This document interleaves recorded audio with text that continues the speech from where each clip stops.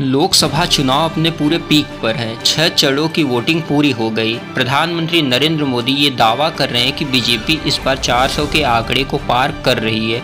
अमित शाह तो तीसरे ही चरण में दावा कर दिए थे कि 3 चरण में ही बीजेपी 200 का आंकड़ा पार कर चुकी है। इसी बीच अरविंद केजरीवाल, राहुल गांधी दावा कर रहे हैं कि एनडीए गठबंधन 200 का आंकड़ा नहीं पार कर पाएगी। कुल मिलाकर इंडिया गठबंधन के तमाम नेता ये दावा कर रहे हैं कि बीजेपी की सरकार इस बार नहीं बनेगी और बहुमत के आंकड़ों से बीजेपी कोसों दूर रह जाएगी। इंडिया गठबंधन के नेताओं के एग्जिट पोल ने एनडीए को परेशान कर दिया है, जिसमें अरविंद केजरीवाल ने दावा किया है कि एनडीए को 220 से 230 सीटों पर ही सफलता मिलेगी, यानी बहुमत से एनडीए दूर रह जाएगी। राहुल गांधी का तो दावा है कि एनडीए 150 पार भी नहीं कर पाएगी।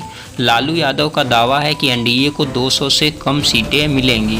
पश्चिम बंगाल की मुख्यमंत्री ममता बनर्जी का भी मानना है कि एनडीए को 200 से कम सीटें मिलेंगी और वहीं शशि थरूर का मानना है कि एनडीए सरकार बन तो सकती है लेकिन बहुत कम मार्जिन से, यानी 300 से कम सीटें ही ला पाएगी। संजय राउत का भी दावा है कि एनडीए सरकार को 200 के आसपास ही सफलता मिल पाएगी। तेजस्वी यादव तो 150-200 से भी नीचे चले गए कि एनडीए सरकार को महज 100 सीटों पर ही सफलता मिल सकेगी। इंडिया गठबंधन के नेताओं का जो एग्जिट पोल है उसमें तो एनडीए हार रही है, लेकिन अब जब 4 जून को चुनावी नतीजे आएंगे तभी स्पष्ट हो पाएगा कि एनडीए को कुल कितने सीटों पर सफलता मिल पाएगी।